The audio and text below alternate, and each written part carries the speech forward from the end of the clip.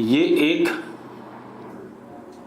Conducting plate है और एक ये दूसरी कंडक्टिंग प्लेट है। ठीक है, इसको हमने अर्थ कर दिया, इस पे चार्ज प्लस क्यू, उतना ही नेगेटिव चार्ज इस पे minus Q. Area of plate is what A, which is much larger than separation between the plates, and medium between both the plates is air. Medium between both the plates is air. ठीक है, मुझे क्या करना है, ये मेरे पास एक capacitor है, कैपेसिटेंस इसकी मुझे पता है C is equal to epsilon not A by D, ये हमें पता है। अब एक बात बताओ, ये पॉजिटिव प्लेट है, ये नेगेटिव प्लेट है, तो these plates will attract each other और नॉट। भाई ये प्लेट्स एक दूसरे को अट्रैक्ट करेंगी कि नहीं करेंगी? अगर ये प्लेट्स एक दूसरे को अट्रैक्ट करेंगी तो मुझे क्या बताना है, force of attraction between these two plates. इन दोनों प्लेट को हमने डी डिस्टेंस पे होल्ड कर रखा है। क्या कर रखा है? होल्ड कर रखा है।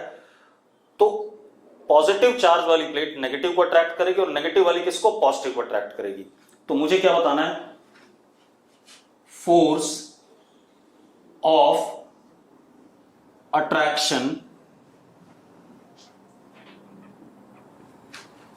between plates of capacitor।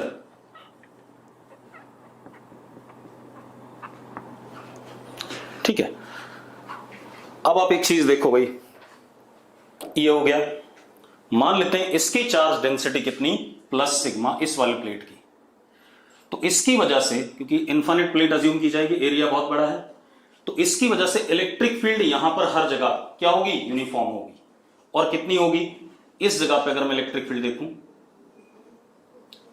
Positive charge infinite plate की वजह से E away from the plate, and कितना? Sigma upon 2 epsilon naught uniform. इतना ही यहां भी होगा, इतना ही यहां भी होगा, इतना ही यहां भी होगा, इतना ही यहां भी होगा। यस और नो? हमारे पास एक पैरेलल प्लेट कैपेसिटर है, इस प्लेट पे चार्ज प्लस क्यू, इस प्लेट पे माइनस क्यू। प्लेट एरिया बहुत बड़ा है, तो plates will be considered as what? Infinite sized. ठीक है, इस प्लेट की चार्ज डेंसिटी प्लस सिग्मा, बीच में एयर है, capacitance epsilon not A by D होगा, ये आपको पता है। अब एक बात तो, ये पॉजिटिव चार्ज वाली प्लेट नेगेटिव चार्ज वाली प्लेट को अपनी तरफ अट्रैक्ट करेगी, और नेगेटिव चार्ज वाली प्लेट पॉजिटिव चार्ज वाली प्लेट को अपनी तरफ अट्रैक्ट करेगी। यानी कि these plates will exert mutual force of attraction on each other. Yes और नो? अब मुझे यही जो force of attraction in plates के बीच में निकालना है। तो एक बात बताओ, ये एक इनफाइनाइट प्लेट मानी जा रही है जिसकी चार्ज डेंसिटी क्या है? सिग्मा है। तो इनफाइनाइट प्लेट की वजह से इसके आसपास इलेक्ट्रिक फील्ड यूनिफॉर्म होता है, and that is sigma upon 2 epsilon not. Yes और नो? अब मेरी बात सुनो, अब क्या कहानी है, अगर मैं यहां पर छोटा सा सरफेस एरिया पकड़ूं, तो इस पे चार्ज है माइनस DQ, इलेक्ट्रिक फील्ड इधर, चार्ज माइनस DQ, तो इस पे जो फोर्स लगेगा वो क्या लगेगा? DF लगेगा इधर, and DF is equal to how much? dq into E, dq into E। yes or no? अब मजेदार बात देखो, इसी तरीके से यहां पर अगर मैं dq पकड़ूंगा तो इस पे भी df लगेगा ऐसे, इस पे भी df लगेगा ऐसे, क्योंकि dq into E negative charge पे इलेक्ट्रिक फील्ड के अपोजिट फोर्स लगती है। तो टोटल फोर्स जो होगा वो होगा इंटीग्रेशन ऑफ व्हाट? df। सारे df सेम डायरेक्शन में है तो सीधे सीधे ऐड हो जाएंगे। तो F is equal to integration dq into E। Yes और नो? ठीक है, अब एक बात तो, E क्योंकि कांस्टेंट है, E कांस्टेंट है तो इंटीग्रेशन से क्या आ जाएगा बाहर? तो F is equal to E integration dq। अब ये dq सारा चार्ज जब ऐड करोगे किसके बराबर आएगा? Q के बराबर आएगा। तो F is equal to Q into what? E। ये आ गया। तो F इज इक्वल टू कितना बेटा? Q, और E कितना? Sigma upon two epsilon not F. अब सिग्मा की वैल्यू क्या, क्यू अपॉन ए, तो कितना हो गया Q into Q upon A two epsilon not. तो जो फोर्स आ गया it is Q square by two epsilon not A, ये फोर्स आ गया कि नहीं आ गया? ठीक है, तो फोर्स किस पे डिपेंड कर रहा है? एक तो अमाउंट ऑफ चार्ज के स्क्वायर पे और मीडियम उनके बीच और प्लेट के एरिया पे, लेकिन प्लेट्स के बीच में सेपरेशन कितना इस पे डिपेंड नहीं कर रहा है। ये तब जब प्लेट्स को हम क्या मान रहे हैं, इनफाइनाइट मान रहे हैं। ठीक है, इतनी बात। तो हम क्या लिख रहे हैं, if plates are large sized, अगर प्लेट्स का साइज क्या लार्ज है, then mutual force of attraction, क्योंकि जितने फोर्स से ये इसे अट्रैक्ट कर रहा होगा उतने ही फोर्स से ये इसे अट्रैक्ट कर रहा होगा, then mutual force of attraction do not depend on separation between plates.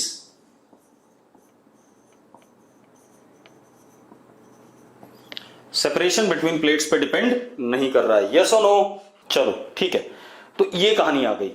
अब ये वाली प्लेट F फोर्स से इसे अट्रैक्ट करेगी, F फोर्स से ये वाली प्लेट इसे अट्रैक्ट करेगी। Mutual force of attraction between these two plates and formula for the force का magnitude is Q square upon two epsilon not a.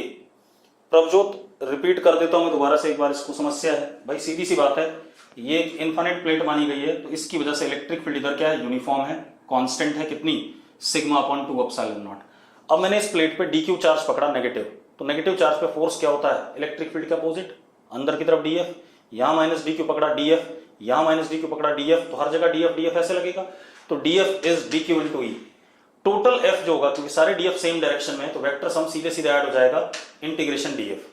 अब integration DF will be D q into E, E constant है, बाहर आ जाएगा integration से, तो D Q क्या आ जाएगा, क्यू आ जाएगा, तो एफ क्या हो गया, क्यू इंटू ई की वैल्यू डाली, हमने आंसर निकाल लिया। यस और नो? चलो अब एक और काम करते हैं इसी में। अब थोड़ा सा अरेंजमेंट बदलते हैं। हमारे पास एक ये बड़ी सी प्लेट है और ये दूसरी बड़ी सी प्लेट है,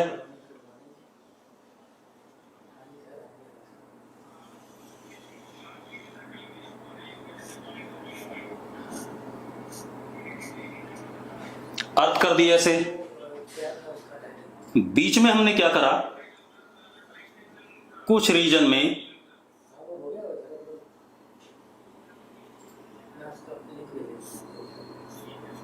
डाई इलेक्ट्रिक स्लैब,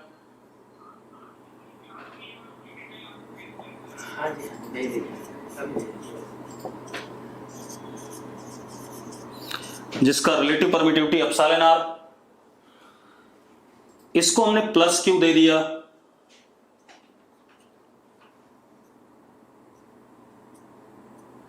और इसको माइनस क्यू।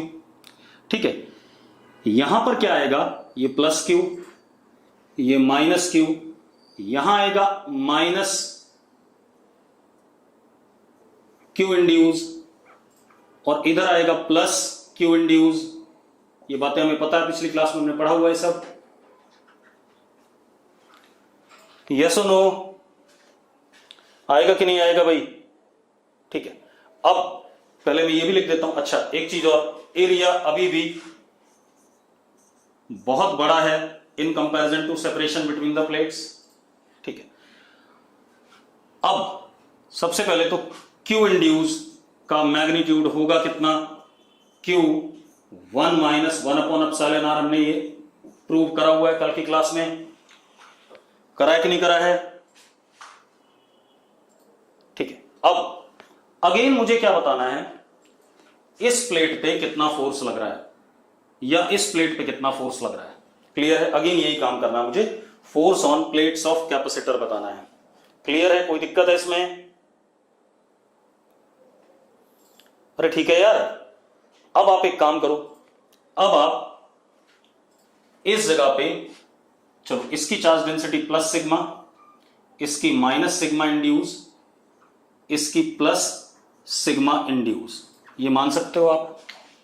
अब मेरी बात ध्यान सुनो, क्योंकि ये लार्ज प्लेट है तो इनफाइनाइट बनी जाएगी, तो इसकी वजह से इलेक्ट्रिक फील्ड इधर हर जगह क्या होगी, यूनिफॉर्म। ये भी लार्ज सरफेस है तो इसकी वजह से भी इलेक्ट्रिक फील्ड इधर हर जगह यूनिफॉर्म। ये भी लार्ज सरफेस है, इसकी वजह से भी इलेक्ट्रिक फील्ड इस जगह पर हर जगह क्या, यूनिफॉर्म। कोई दिक्कत है इसमें?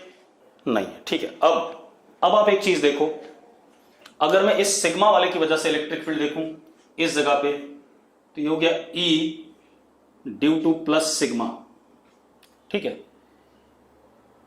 कितना, सिग्मा अपॉन 2 एप्सिलॉन नॉट। अब इसी जगह पे इसकी वजह से देखें तो इधर की तरफ E due to minus sigma induce, और इसकी वजह से इधर E due to plus sigma induce.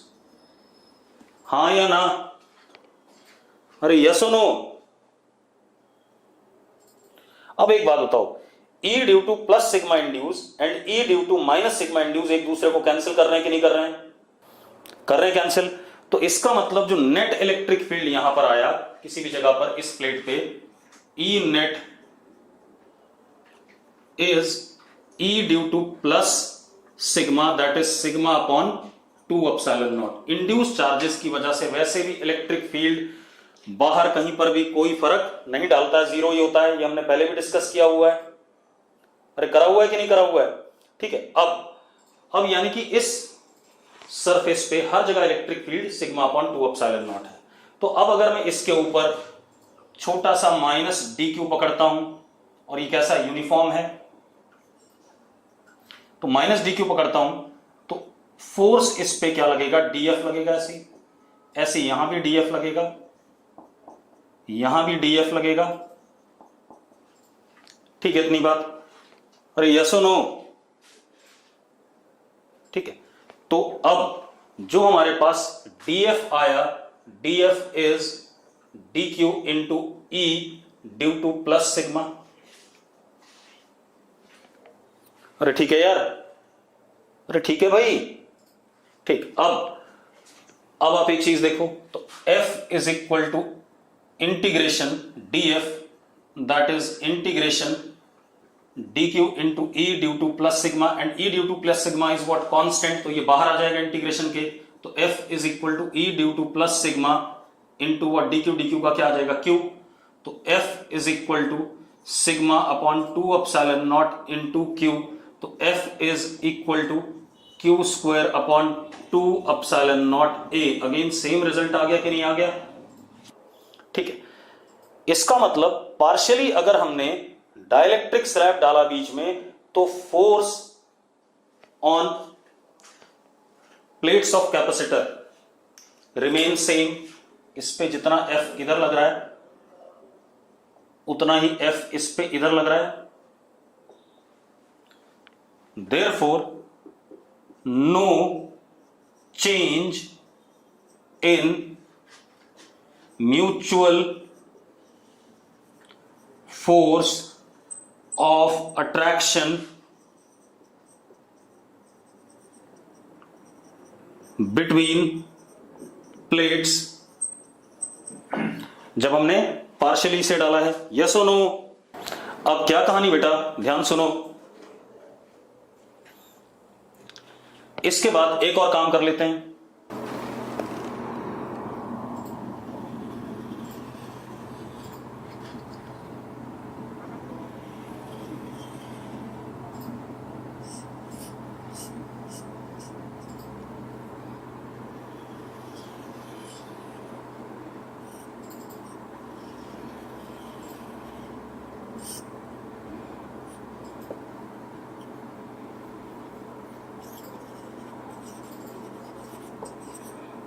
Conducting slab, epsilon R tending to infinity, तो क्यू इंड्यूस का मैग्नीट्यूड क्या होगा, क्यू होगा। तो अगर यहां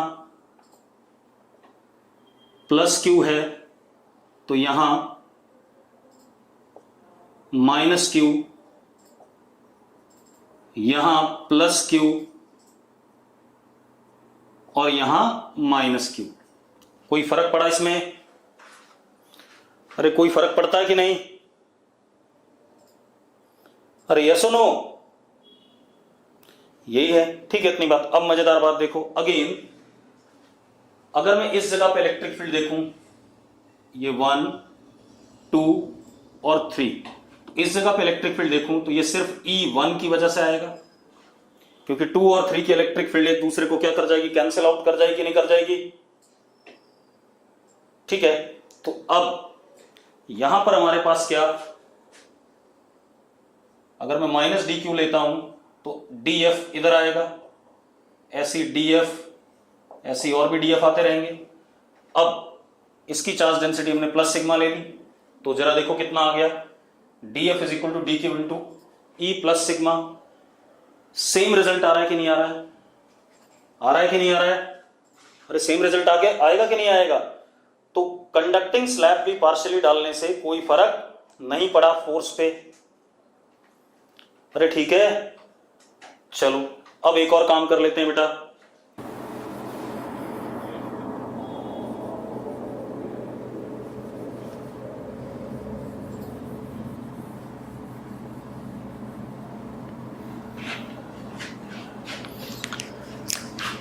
अब हम क्या करते हैं,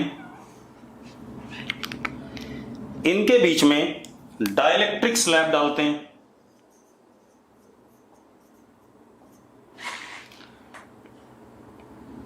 कंप्लीटली फिल्ड, मतलब लगभग लगभग सेम थिकनेस का, जितना किसका था, प्लेट्स के बीच में थिकनेस थी।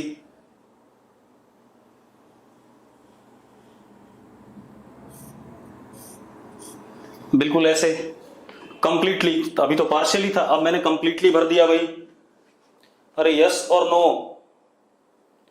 ठीक है, अब आप एक बात बताओ, यहां पर माइनस क्यू इंड्यूस और कितना, यहां प्लस क्यू इंड्यूस। ठीक है, अब अगेन अगर मुझे इस प्लेट पे फोर्स बताना है तो इलेक्ट्रिक फील्ड यहां पर अगेन किसकी वजह से होगा, ड्यू टू प्लस सिग्मा।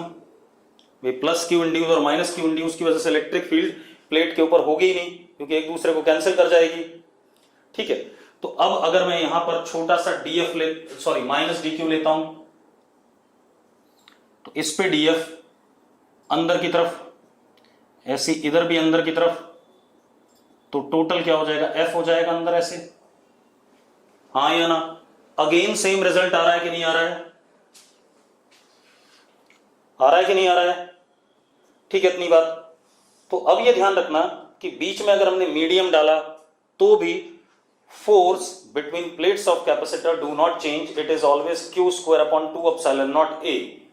ठीक है, इतनी बात। मतलब फोर्स एक तो सेपरेशन बिटवीन प्लेट्स पे डिपेंड नहीं करता अगर एरिया, सरफेस एरिया प्लेट्स का बहुत बड़ा है, और दूसरा आपने पार्शियल या कंप्लीट जो भी मीडियम डाला उस पर डिपेंड नहीं करता है। ठीक है, इतनी बात। आगे बात करते हैं बेटा। अब आप देखो, हमारे पास एक parallel plate capacitor again,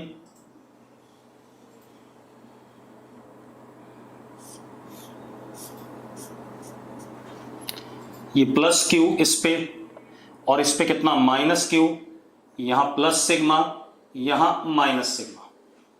clear है? बीच में क्या है, एयर है, और A is much much much greater than what, D। ठीक है, अब मुझे क्या बताना है, आप एक बात बताओ। सबसे पहले आप एक चीज देखो, यहां पर इलेक्ट्रिक फील्ड जीरो प्लेट के साइड, और यहां पर भी इलेक्ट्रिक फील्ड क्या, जीरो। मतलब no electrostatic energy exist beyond the plates, मतलब no electrostatic energy density exist beyond the plates. अब अगर मैं यहां पर बात करूं इलेक्ट्रिक फील्ड की, यहां बीच में, तो हर जगह बीच में E होगा सिग्मा अपॉन एप्सिलॉन नॉट, उधर की तरफ डायरेक्टेड। यस और नो?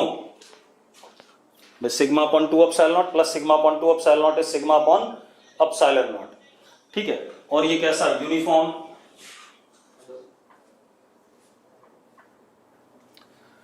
अब electrostatic energy density between the plates, हमें फॉर्मूला पता है एनर्जी डेंसिटी का, half epsilon not E square. तो अब हम क्या करते हैं,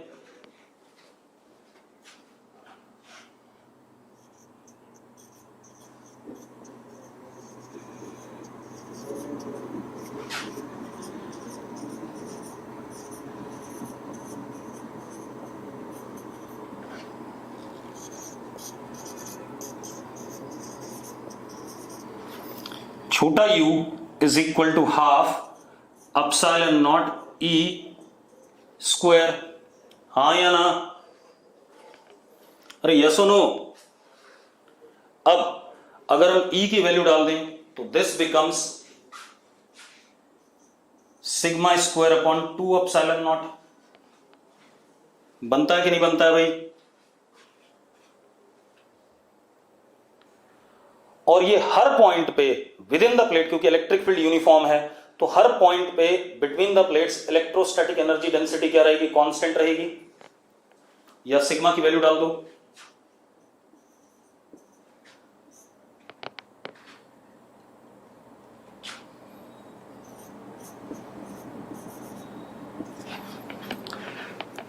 यस और no? And this is uniform at every point within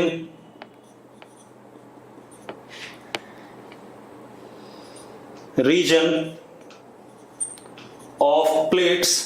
plates के बीच में हर जगह इलेक्ट्रिक फील्ड एनर्जी डेंसिटी क्या रहेगी?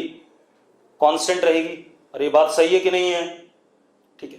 अब अगर मैं potential energy, electrostatic potential energy stored between the plates जानना चाहूं,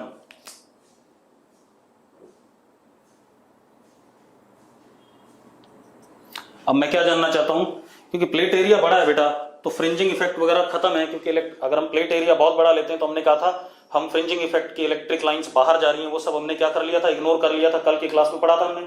तो अब क्या कहानी है, मैं क्या कह रहा हूं, नाउ इलेक्ट्रोस्टैटिक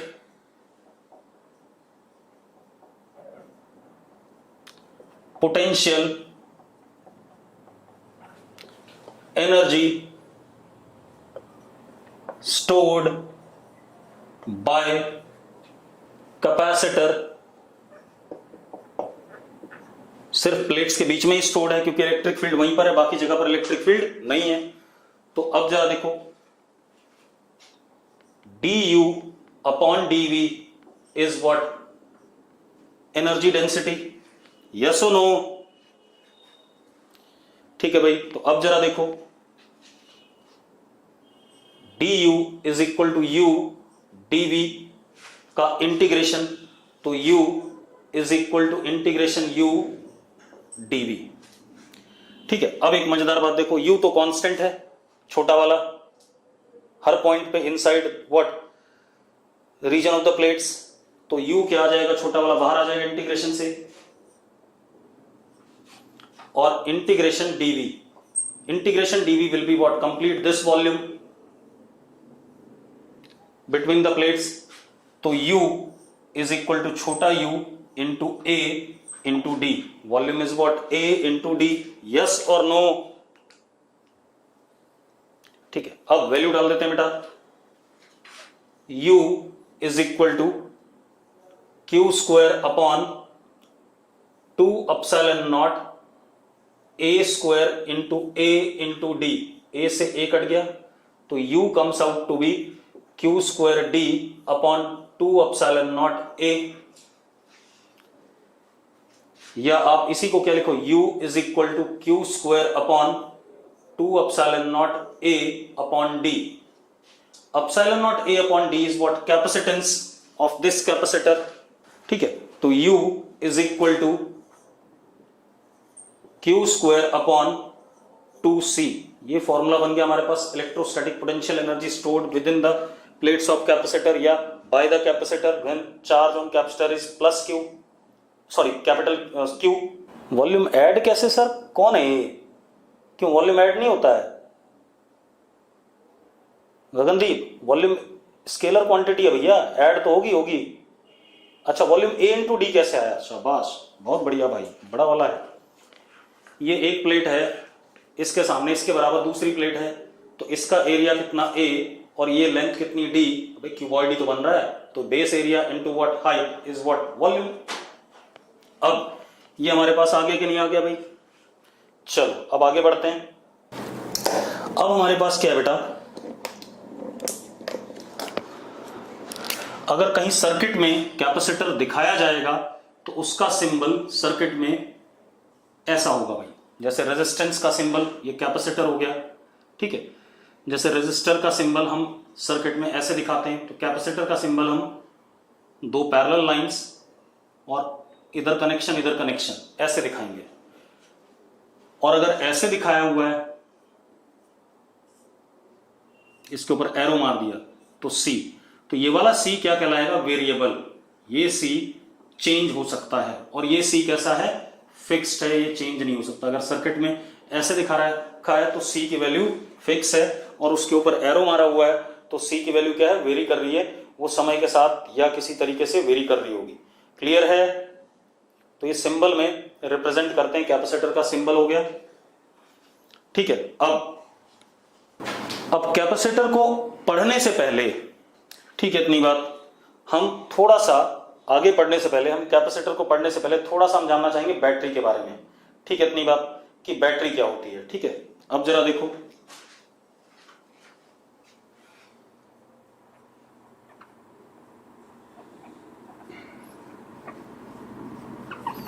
बैटरी और सेल, ठीक है, इतनी बात, बैटरी और सेल। और हम अभी आइडियल बैटरी की बात करेंगे, ध्यान रखना कैसे।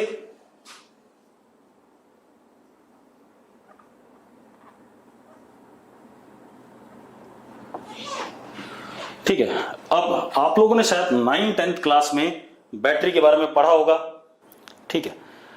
अब आपने जो भी 9th-10th में पढ़ा है उसको थोड़ा सा भूल जाओ, मैं जो बता रहा हूं वो देख लेते हैं, ठीक है, इतनी बात।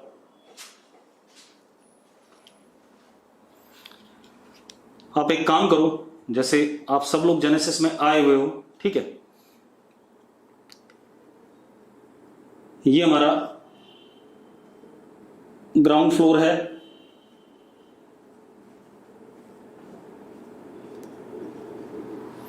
और ये हमारा टॉप फ्लोर है,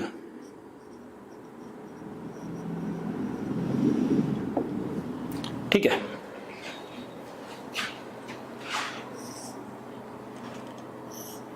मैं आपको समझाने की कोशिश कर रहा हूं बैटरी की वर्किंग क्या है, ठीक है।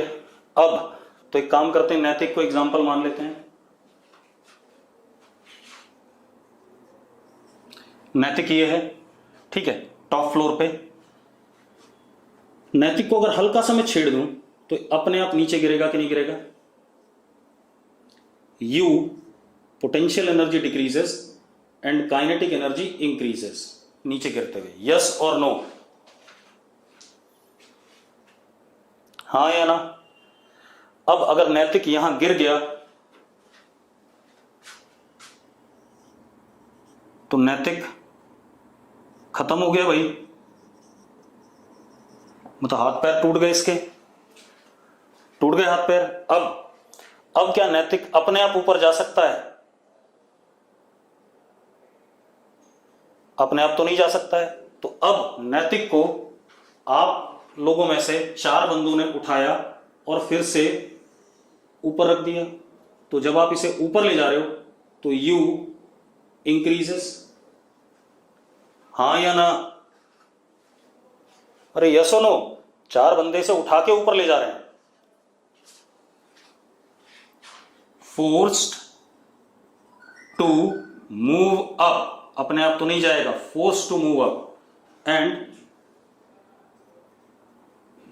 कम्स डाउन बाय इटसेल्फ, अपने आप नीचे आ गया था।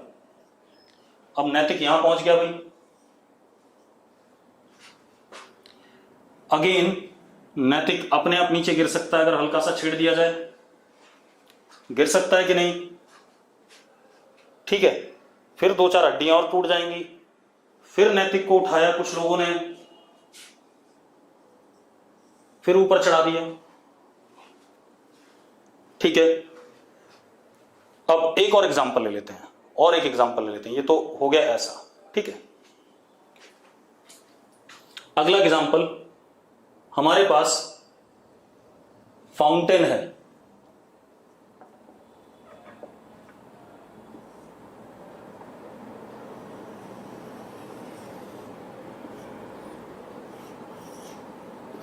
ये टैंक, इसमें पानी भरा हुआ है, यहां हमने मोटर लगा दी। अब मोटर क्या करता है, पानी को फोर्स करता है ऊपर की तरफ,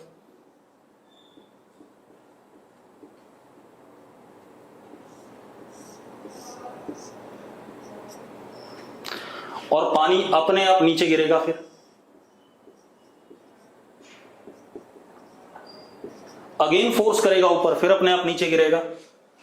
यही चल रहा है कि नहीं चल रहा है भाई? अरे ऐसी काम करता है फाउंटेन, ठीक है।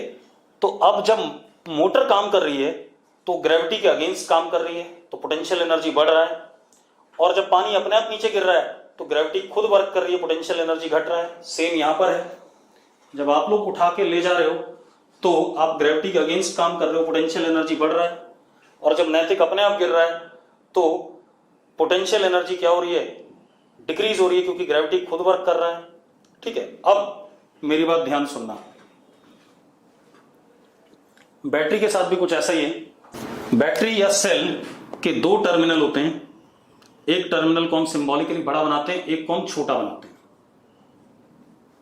ठीक है, ये हायर पोटेंशियल पे, मतलब ये टॉप वाला फ्लोर हो गया नैतिक वाले के लिए, और ये लोअर पोटेंशियल पे। ठीक है, मान लो इसका पोटेंशियल E और इसका कितना 0, ऐसा मान लिया हमने। अब हमने क्या करा, इसको एक्सटर्नल सर्किट से जोड़ दिया, दोनों एंड्स को। ये हमारे पास लोड है, कोई रेजिस्टेंस, कैपेसिटर, जो भी होगा, बात की बात है। ऐसे फिर से वही एग्जांपल ले लेता हूं, टॉप फ्लोर, ग्राउंड फ्लोर, नैतिक यहां है। ठीक है, अब ये हायर पोटेंशियल पे है तो अपने आप यहां से पॉजिटिव चार्ज निकलेगा और किसकी तरफ जाना चाहेगा, लोअर पोटेंशियल की तरफ, हाँ या ना? तो नैतिक अपने आप अगर हल्का सा भी छेड़छाड़ हुई नीचे गिर जाएगा कि नहीं गिर जाएगा? यस और नो? अरे यस और नो। ठीक है, तो पॉजिटिव चार्ज, आप नेगेटिव चार्ज से ही पढ़ सकते हैं बेटा सारी कहानी को, तो मैं ज्यादा कोशिश करूंगा पॉजिटिव से पढ़ाने की, क्योंकि वो बेटर रहता है। बैटरी एनर्जी देता है भाई, ये पॉजिटिव चार्ज का फ्लो कराना ही एनर्जी है। ठीक, अब क्या कहानी है, पॉजिटिव चार्ज फ्लो करके, मान लो इस पे टोटल चार्ज क्या था, शुरू में क्या था, +Q था, और इस पे क्या था, -Q। ठीक है, अब अगर इतना चार्ज पॉजिटिव निकल गया तो यहां इस सिचुएशन में अब क्या आया, +Q -Q, और यहां आया -Q +Q। देखो ये इधर से गया, ऐसे घूम के यहां आ गया, तो जरा देखो -Q +Q, और यहां से +Q निकला है, तो Q -Q। अब जो हायर पोटेंशियल वाली प्लेट है, ठीक है, इतनी बात, उस पर चार्ज क्या हो गया, कम हो गया, और जो लोअर पोटेंशियल वाली प्लेट है उस पर चार्ज क्या कर गया, बढ़ गया। अरे यस और नो? ठीक है, तो इन दोनों के बीच में जो पोटेंशियल डिफरेंस होना चाहिए वो घटना चाहिए। Now due to flow of +Q, potential difference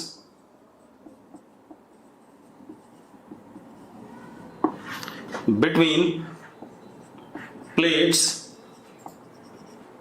decreases। घट गया कि नहीं घट गया? यस और नो? ठीक है, लेकिन क्योंकि बैटरी आइडियल है तो पोटेंशियल डिफरेंस हमें हमेशा मेंटेन करके रखना है। तो अब एक बात बताओ, नैतिक यहां पहुंचने के बाद अपने आप तो जा नहीं पाएगा, भी ये चार्ज यहां पहुंच गया तो अपने आप उधर तो जा नहीं पाएगा, क्योंकि ये हायर पोटेंशियल लोअर पोटेंशियल है, तो इलेक्ट्रिक फील्ड इधर की तरफ डायरेक्टेड है, ई ऑफ बैटरी हायर से लोअर की तरफ, पॉजिटिव चार्ज से नेगेटिव चार्ज की तरफ। तो क्या ये जो प्लस क्यू छोटा वाला आया था, क्या ये क्या कहते हैं अपने आप छोटी वाले टर्मिनल से बड़े वाले टर्मिनल की तरफ जा पाएगा? नहीं जा पाएगा, क्योंकि फोर्स किधर की तरफ लग रहा है, छोटे वाले टर्मिनल की तरफ, अपने आप नहीं जा पाएगा। सेम यहां पर नैतिक क्या अपने आप ऊपर जा पाएगा? बिल्कुल नहीं जा पाएगा। तो नैतिक को 4 लोग उठाएंगे और ऊपर ले जाएंगे। तो यहां पर भी क्या होता है, केमिकल एक्शन, एक फोर्स लगने लगता है इस प्लस क्यू पे, फोर्स ऑफ बैटरी इधर लगेगा और इलेक्ट्रिक फील्ड का फोर्स,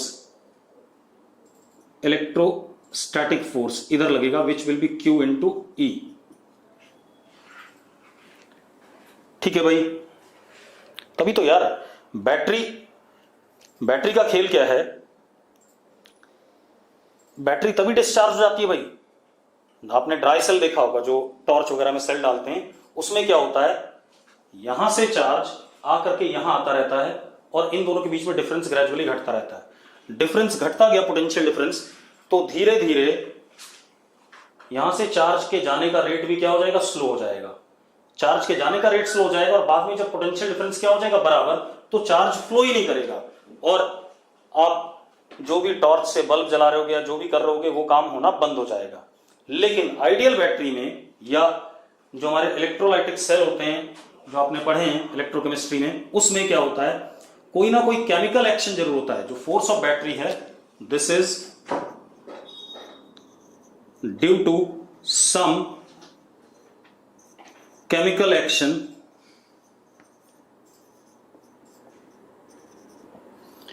जो क्या करता है, आप 4 लोग नैतिक को उठा करके क्या करके दोबारा से ऊपर ले गए, तो इस प्लस क्यू को दोबारा से वहां ले गए। जैसे ही आप प्लस क्यू को दोबारा से ले गए तो अब ये अगेन यहां प्लस क्यू आ गया, तो इस पे चार्ज क्या हो गया, कैपिटल क्यू, और यहां से प्लस क्यू निकल के इधर चला गया, तो यहां पर क्या हो गया, minus Q.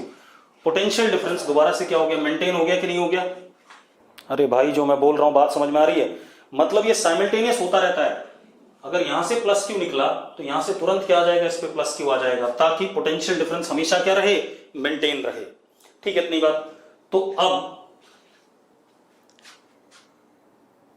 To maintain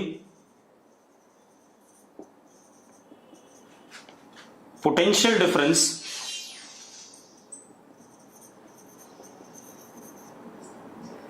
constant between terminals of battery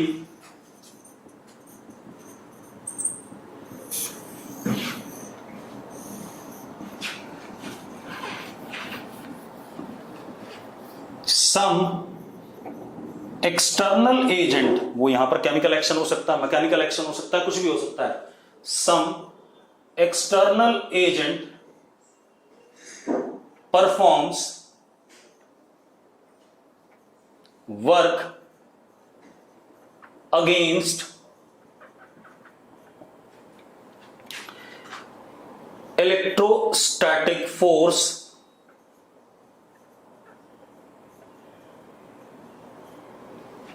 ठीक है, इतनी बात। पोटेंशियल डिफरेंस को मेंटेन करने के लिए एक्सटर्नल एजेंट कुछ वर्क करता अगेंस्ट इलेक्ट्रोस्टैटिक फोर्स। अरे क्लियर है भाई? जो सेल चलना बंद होता है ना, वो आइडियल बैटरी नहीं होती है। ठीक है, अब एक काम कर, जो फाउंटेन है उसको धूप में खड़ा कर दे, जो उसका टैंक होगा धीरे धीरे उसमें पानी कम होता जाएगा ड्यू टू एवेपोरेशन, या जब फुहारे से पानी बाहर निकलेगा तो कुछ पानी क्या कर जाएगा, बाहर गिरने लगेगा। तो जब पानी खत्म हो जाएगा तो मोटर चला के रख, क्या पानी ऊपर चढ़ा पाएगा जब पानी नहीं है तो? ठीक है, तो सेम मैं यहां आइडियल बैटरी की बात कर रहा हूं। ठीक है, इतनी बात। तो some external agent performs work against electrostatic force. ठीक है, और होगा क्या, F of battery external agent का force is equal to electrostatic force. ठीक है, इलेक्ट्रिक फील्ड इधर की तरफ बैटरी के बीच में। ठीक है, अब F of battery is equal to Q into E, magnitude में इसके बराबर लेकिन डायरेक्शन में इलेक्ट्रोस्टैटिक फोर्स के अपोजिट। ठीक है भाई, ये एक्सटर्नल एजेंट का फोर्स हो गया। अब work done by this external agent is called as work done by battery, कि बैटरी ने कितना काम करा। तो work done by battery, work done by battery, मान लेते हैं टर्मिनल्स के बीच में सेपरेशन कितना डी है और ये ई यूनिफॉर्म मान ली हमने। क्या मान ली? यूनिफॉर्म मान ली। तो अब work done by battery is F b into d, तो work done by battery is q e into d. हाँ या ना? अरे यस और no?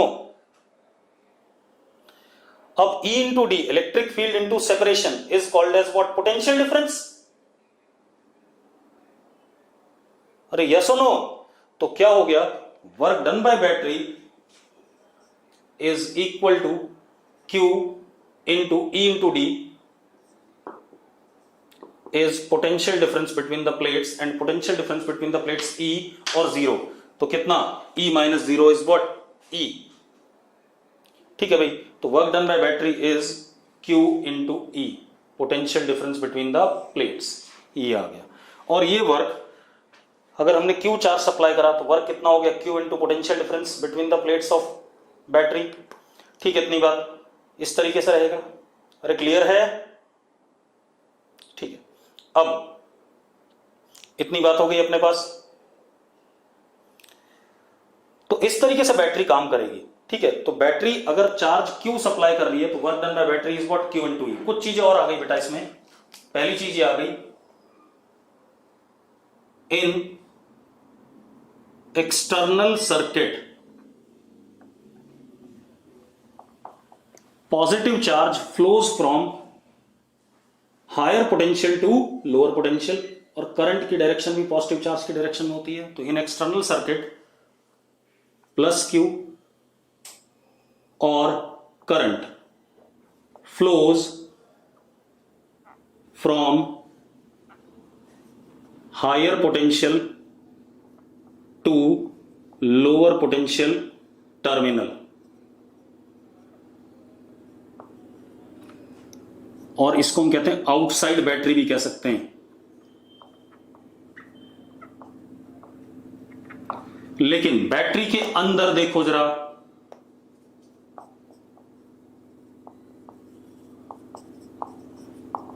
Inside battery plus Q and I is from lower potential to higher potential terminal. Yes or no? अरे yes और no, इतनी बात हो गई। अब आज का लेक्चर यहीं रोकेंगे बेटा, ठीक है? इतना ही रखेंगे, कल नए सिरे से स्टार्ट करेंगे कैपेसिटर पे, ठीक है?